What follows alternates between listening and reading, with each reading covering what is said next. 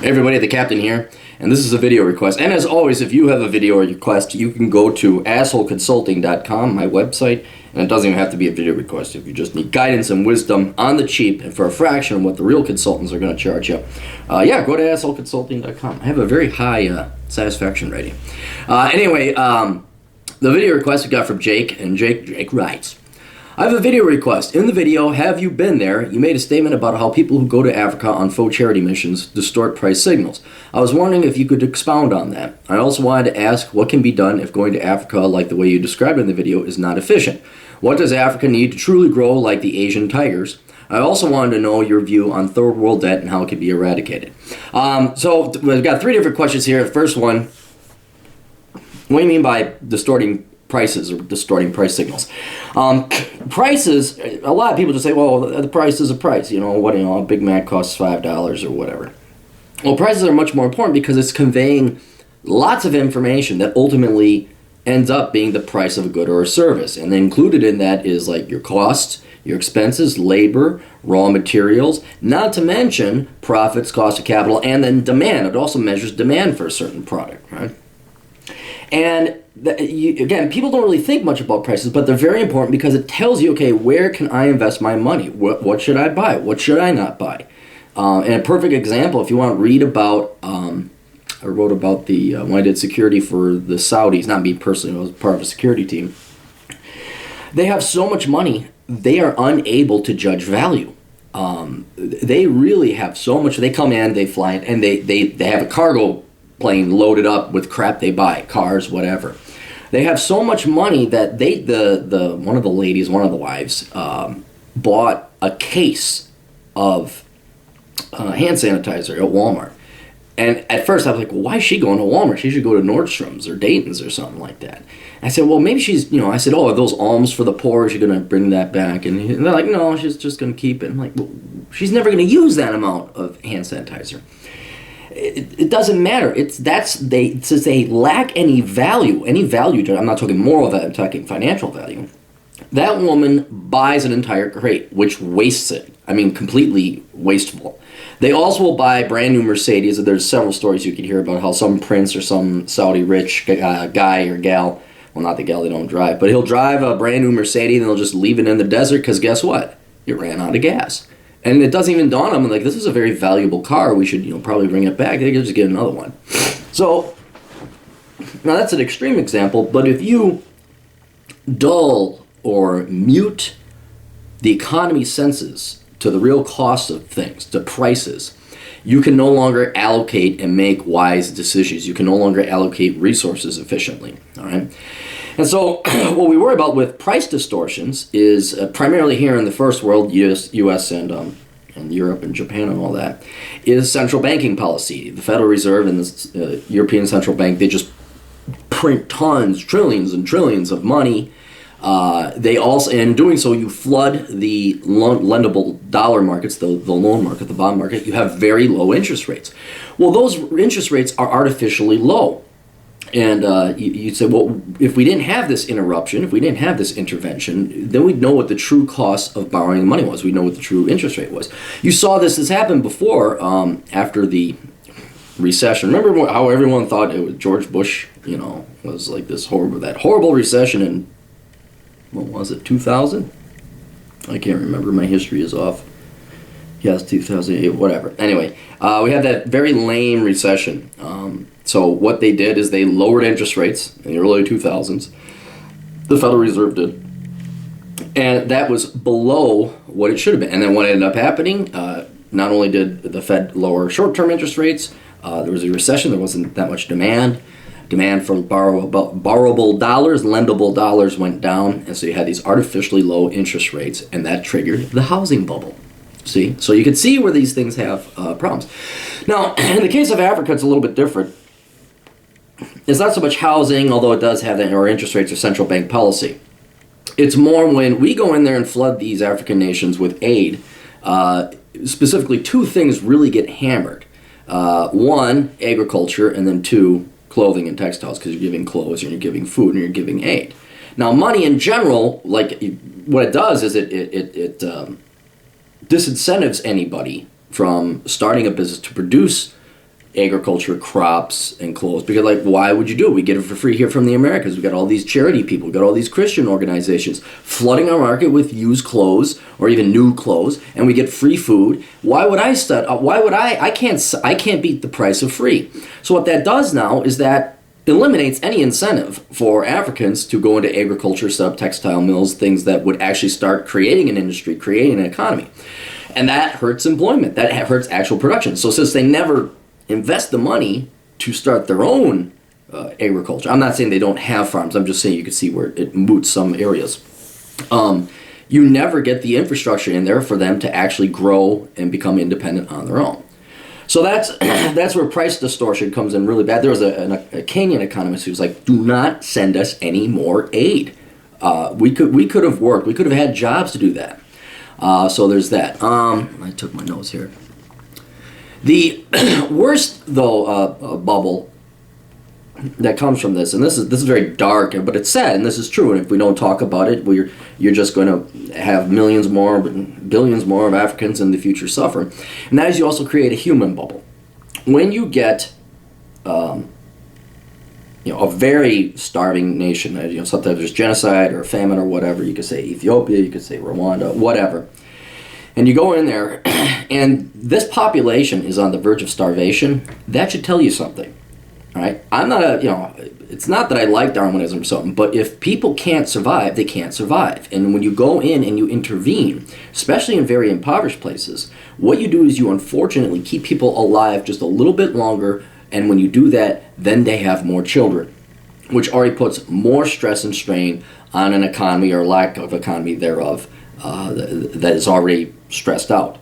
So, unfortunately, you bring a lot of people into the world that would not have been born otherwise. They live miserable lives because there isn't the ground infrastructure to support that population. They have to constantly rely on the charity of other nations, and they're constantly impoverished and starved. So, the religious argument is life is the most precious gift. Well, not when you're sitting in feces and there's flies flying all around. You got to worry about gonorrhea and what's the other one? Malaria and things like that. So it's like, good, you kept this girl who would have died at 10 alive to the age of 14, and now she's had 2 kids. And now you have thrice the number of mouths to feed than if you only had one. And I'm not advocating death. That's why I said it's a very dark and macabre topic. You want to call me a racist or whatever, go fuck yourself. I'm actually being seriously trying to figure out how to help Africa. So that's another thing where it's like, hey, let's flood it with all this medical attention. It's like, to do what? You got to let the population get to its natural rate. I mean, heck, we're more charitable and kind to deer's population, where it's like, well, we got to go cull the deer population for their own good. Here it's like, nah, fuck it. We need to like use Africa for our ego, and all these leftist goody two-shoe do-gooder types who don't really care about the Africans. They just want to go, I made a well, and it's like, did you think about the long-term consequences? And now, are you really helping these people out, or is it for you? So there's that. Now, what can be done? What can be done is you leave Africa alone. All right. Unfortunately, we've created a human bubble. I wouldn't say cut support out immediately. It's like you got to start easing out of it so you don't have the shock to the system. And that's it. You get out of Africa. You let them do what they want. And you just got to let it go. There's nothing we can do. What's this? What do people say? What should we do to help America? What should we do to help Norway? It's not the world's business. We are not the world's problem or responsibility. Each country, each continent has a responsibility unto itself. Now, if I know the non-interventionist libertarian types would argue with me. If you have like a dictator trying to take over, or like a genocide of the Boko Haram or whatever that was, yeah, then for moral reasons you may want to consider intervening. The Rwandan genocide, stuff like that. And some people even say don't do it there. But from an economic standpoint, an economic policy, an aid policy, you should get to zero aid. And then, hey, you're on your own. I guarantee you, not literally overnight, but economically overnight, people would start farming. You'd start getting some kind of basic economy. Maybe some light industrial would be built. You could see in, Lagos? I think Lagos is the capital of Nigeria. There's some oil booming over there. South Africa is a perfect example. They do have some industry. It's not, it's not Chad or Sudan or Somalia.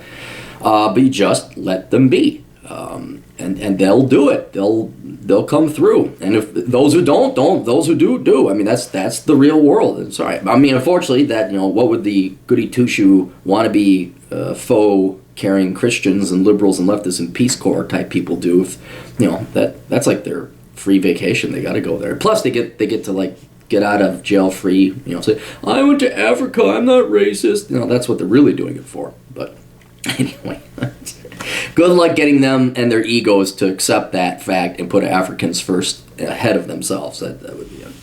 And then finally, my opinion on third world debt and how to eradicate it. Well, debt is bad, and the whole concept of debt is that when you lend somebody money, they're going to invest it presumably for a wise investment, like college or building a facility or something like that. When you give them debt, lend them money, and they don't use it to build in their economy or build up their economy, which would result in future economic production that would pay down that debt or repay that debt and the interest, it's just charity. And it doesn't really matter. Whatever third world debt is out there is likely just going to be forgiven and dismissed. And so that's the one way to erase third world debt, is how it's been erased in the past, and that's just, it's forgiven. It's just, here, we gave you money from our hardworking taxpayers so you would have more clothes and food, but not an industrial base to build it. Right? So it doesn't solve the problem. So it really is just the thing. The other way, if you want to eradicate it forever, or if they actually did want to pay it back or had the capacity to build it back, that is where you ask, well, how do we get them to be Asian tigers? And that is economic growth. That's the only thing that you could pay debt back with. You have to grow faster than the rate of interest that you're charging. That's just how it's a simple investment decision. Do I get a higher rate of return than what I'm paying in interest? So economic growth is key. And to do that, it's not a secret. It's not debatable. It's not opinion. It's fact. But it's highly contested because we have too many stupid people in the world who are leftists and socialists and communists. And that is private property, low taxes, open trade, a little bit of regulation. Have to have a legal system and a justice system. That's no corruption, no influence, no warlords. Stability, safety, protecting private property, right? It's simple shit. It's, how did Hong Kong, how did Singapore do it? Well, they got rid of their taxes. They said, hey, every company come here and invest. I think some people would be worried about disease, and safety and terrorism and, the weird. I'm sorry, this is not to slam on African cultures, but you got to get rid of the witch doctor and eating bat meat. And I mean, if you could prepare bat meat safely, yeah, go ahead. But there are some things like, oh yeah, if you sleep with a virgin, you are cured of AIDS. That shit has to end because no one's going to invest there. But from an economic standpoint, again, private property, low taxes, free markets, open economy, come on in, and safety. That's about it. So in any case, it's a sad topic. I mean, you want to talk about for the potential to do most good in the world. Africa is a place to do it, but it's never going to be. I mean, look at perfect example, perfect lesson to take away from Africa in terms of economics. How long have we been doing leftist socialist policy down there, and what has happened to it?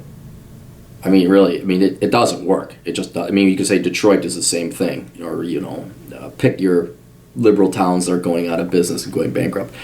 How many more decades and trillions of dollars of an experimentation on population for a stupid, evil ideology are you going to do? I mean, hey, that's, at least some spoiled brat, suburbanite, trust fund baby type kids who are majoring in sociology and anthropology got to feel good about themselves. I mean, only a continent of billion or so people are just dying and living miserable life, but at least that rich little spoiled trust fund baby brat got to feel good about herself or something. So that's all we got. Toodles.